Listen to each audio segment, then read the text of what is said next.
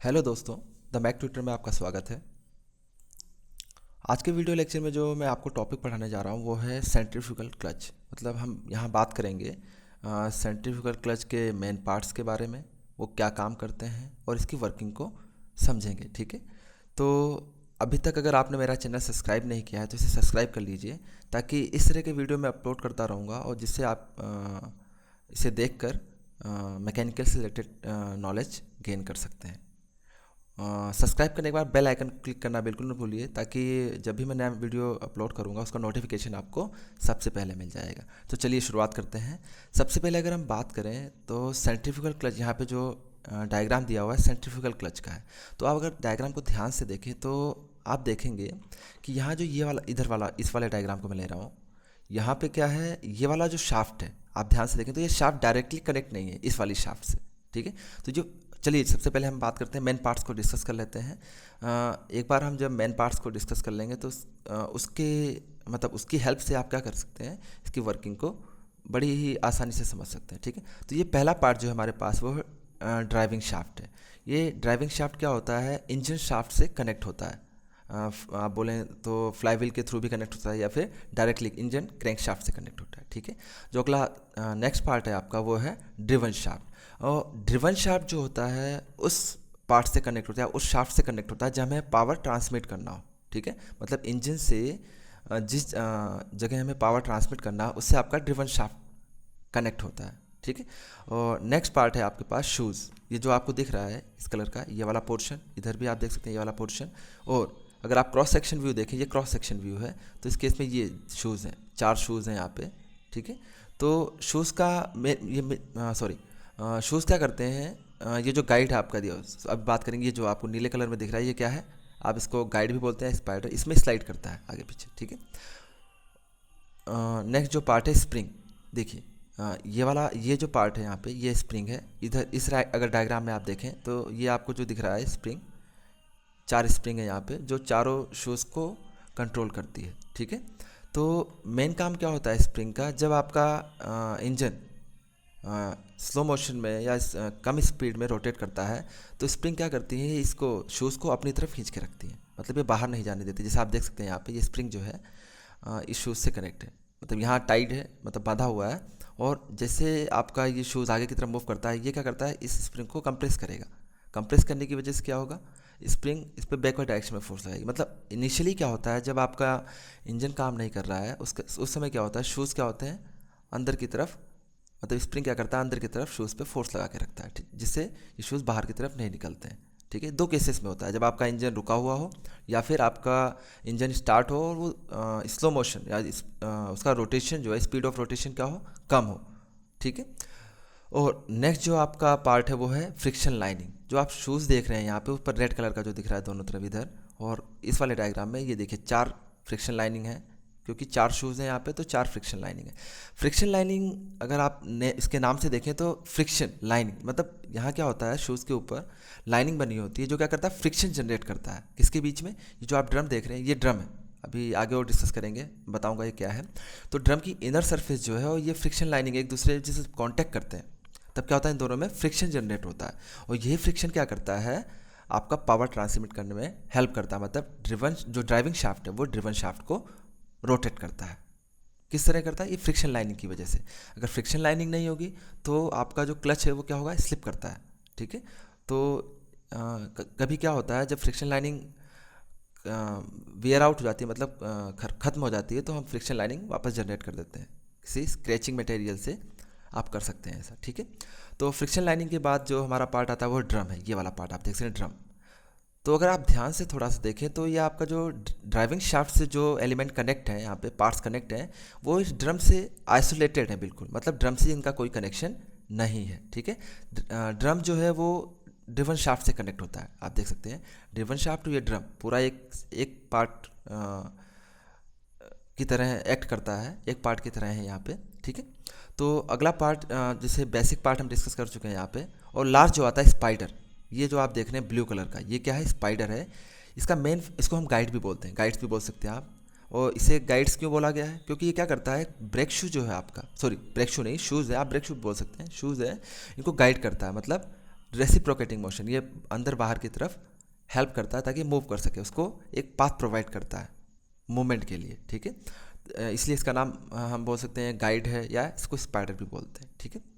तो चलिए देखते हैं, हमने यहाँ मेन पार्ट्स को डिस्कस किया, अब इसकी वर्किंग को ध्यान देते हैं। वर्किंग कैसे है इसकी, तो देखिए सबसे पहला जो दो केसेस हैं यहाँ पे, या तो क्लच आपका क्या होगा, डिसएंगेज पोजीशन में होगा, ठीक है। मतलब आपका सिर्फ ये जो ड्राइविंग शाफ्ट है वो रोटेट करेगा, मतलब इंजन रोटेट करेगा और इंजन क्या करेगा, इस ड्राइविंग शाफ्ट को रोटेट करेगा, और इससे ये जो आपका शूज़ है ये भी रोटेट करेंगे। मतलब आप बोलो ये वाला जो पोर्शन है ये आपकी तरफ आएगा और ऊपर वाला पोर्शन अंदर की तरफ जाएगा, मतलब स्क्रीन के अंदर की तरफ, और ये बाहर की तरफ है, मतलब रोटेशन इस तरह होगा।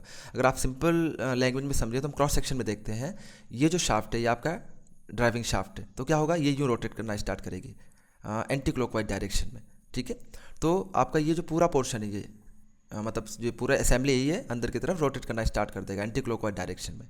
तो जैसा कि कोई कनेक्शन नहीं है यार ड्रम के साथ इसका, तो सिर्फ यही घूमेगा और ड्रम में कोई मूवमेंट नहीं होगा। चूँकि ड्रम में कोई मूवमेंट नहीं है, ड्रम किससे कनेक्ट है, ये ड्रिवन शाफ्ट से, तो ड्रिवन शाफ्ट मूव नहीं करेगी, और अगर ड्रिवन शाफ्ट नहीं मूव करेगी तो आपका जहाँ भी पावर ट्रांसमिट करना है जिस शाफ्ट को या जिस मशीन को, वहाँ पे भी पावर ट्रांसमिट नहीं होगा, मतलब इंजन से पावर का ट्रांसमिशन आपका नहीं होगा, ठीक है। तो होता क्या है एक्चुअली, अब हम बात करेंगे अगर डिसएंगेज पोजीशन की बात करें, तो आपका इंजन या तो रुका हो तो उस केस में क्या होगा, आपका ड्राइविंग शाफ्ट नहीं मूव करेगा, ये रोटेट नहीं करेगा। उस केस में आपके जो ये शूज़ हैं ये ड्रम के इनर सरफेस के साथ कोई कांटेक्ट नहीं बनाते। और दूसरा केस क्या बनता है, जब आपका इंजन है कम स्पीड में रोटेट करता है, मतलब उसकी स्पीड ऑफ रोटेशन क्या है, कम है, उस केस में क्या होता है, जो स्प्रिंग फोर्स है, मतलब स्प्रिंग इस दोनों शूज़ को, या इस डायग्राम में देखें या फिर यहाँ पे, ये जो शूज़ हैं इनको स्प्रिंग क्या करती है, अपनी तरफ खींच के रखती है, मतलब सेंटर की तरफ, ठीक है। ये जो आपका सेंटर है इसकी तरफ स्प्रिंग क्या करती है, खींच के रखती है। जैसे ही मतलब कम स्पीड में जो आपका स्प्रिंग फोर्स है वो क्या होता है, ज़्यादा होता है सेंट्रीफ्यूगल फोर्स से। अच्छा, एक चीज़ मैंने नहीं बताया, यहाँ पे सेंट्रीफ्यूगल क्लच, हमने सेंट्रीफ्यूगल फोर्स की बात नहीं की। जब आपका ये ड्राइविंग शाफ्ट रोटेट करेगा तो एक आउटवर्ड डायरेक्शन में, जैसे ये सेंटर है तो इसके बाहर की तरफ ये आउटवर्ड डायरेक्शन में एक फोर्स काम करेगा, मतलब सेंट्रीफ्यूगल फोर्स काम करेगा, जो क्या करेगा, इन शूज़ को बाहर की तरफ फेंकने की कोशिश करेगा, ठीक है। तो ये स्ट्रेच होंगे बाहर की तरफ, जब बाहर की तरफ स्ट्रेच होंगे तो स्प्रिंग भी क्या होगी, लंबी हो जाएगी, स्प्रिंग बढ़ेगी, ठीक है, बाहर की तरफ। तो जब कम स्पीड होती है तो उस केस में क्या होता है, स्प्रिंग फोर्स ज़्यादा होता है, किससे, सेंट्रीफ्यूगल फोर्स से। मतलब आपका सेंट्रीफ्यूगल फोर्स का मैग्नीट्यूड इतना ज़्यादा नहीं होता कि वो स्प्रिंग फोर्स को ओवरकम कर सके, मतलब उससे ज़्यादा हो जाए। तो उस केस में क्या होता है, आपका जो क्लच है वो डिसएंगेज पोजीशन में रहता है, मतलब ये शूज़ जो है इनर सरफेस, ड्रम के इनर सरफेस को कांटेक्ट नहीं करेंगे, ठीक है। जैसे जैसे क्या होती है, इंजन की स्पीड बढ़ती है, आपका जो सेंट्रीफ्यूगल फोर्स है वो क्या होता है, उसका अमाउंट बढ़ता जाता है।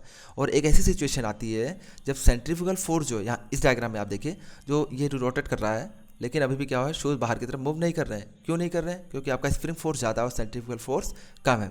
स्पीड बढ़ेगी, सेंट्रीफ्यूगल फोर्स का अमाउंट या मैग्नीट्यूड जो है स्प्रिंग फोर्स को ओवरकम कर देगा, मतलब उससे ज़्यादा हो जाएगा, और जैसे ही ज़्यादा होगा आपके शूज़ क्या होंगे, बाहर की तरफ मूव करेंगे, बाहर की तरफ मूव करेंगे। जैसा आप हम देखते हैं आगे, जैसे ही बाहर की तरफ मूव करेंगे, ये देखिए यहाँ पे इस डायग्राम में एंगेज पोजीशन, बाहर की तरफ मूव करेंगे, वो क्या करेंगे, जो फ्रिक्शन लाइनिंग है वो ड्रम के इनर सरफेस से कॉन्टैक्ट बनाएगी, और कॉन्टैक्ट बनाने से क्या होगा, बहुत एक बोलते हैं मजबूत ग्रिप जनरेट हो जाएगी, किसके बीच में, ड्रम के इनर सरफेस और फ्रिक्शन लाइनिंग के बीच में, शूज़ जो आप बोल सकते हैं।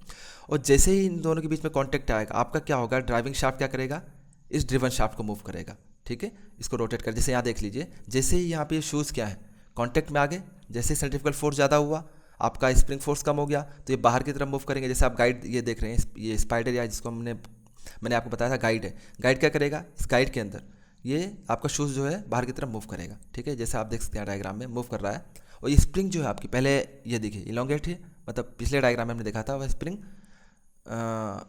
में कंप्रेशन नहीं था, यहाँ पर कंप्रेशन आ गया है, स्प्रिंग देखिए कंप्रेस हो गई है, ठीक है। तो कंप्रेस होने पे क्या होता है, ये स्प्रिंग जो है वापस बैकवर्ड इस डायरेक्शन में फोर्स लगाती है, लेकिन ये फोर्स कम है, किसके कंपेरिजन में, सेंट्रीफ्यूगल फोर्स के कंपेरिजन में, ठीक है।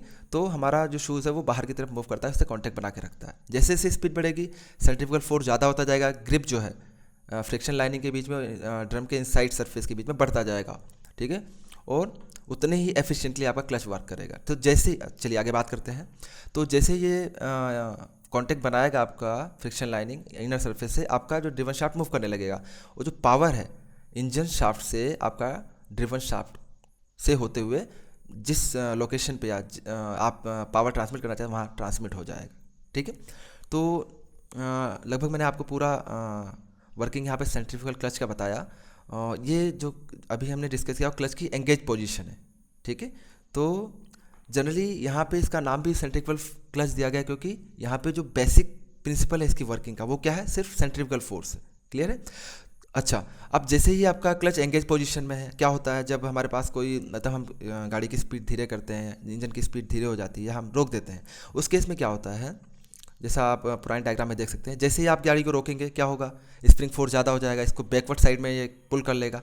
ठीक है, इस डायग्राम में देख सकते हैं बैकवर्ड साइड में जैसे ही पुल करेगा, क्यों करेगा, क्योंकि आपका अब स्प्रिंग फोर्स ज़्यादा हो गया है और सेंट्रीफ्यूगल फोर्स कम हो गया। क्यों कम हो गया, क्योंकि इंजन की स्पीड क्या हो गई है, कम हो गई है। ठीक है, या आपने इंजन को रोक दिया है, तो उस केस में ये अंदर की तरफ मूव करेंगे, क्योंकि स्प्रिंग फोर्स ज़्यादा होगा तो अंदर की तरफ मूव करेंगे और आपका क्लच जो है वो डिसएंगेज पोजीशन में आ जाएगा, जैसा आप यहाँ देख रहे हैं।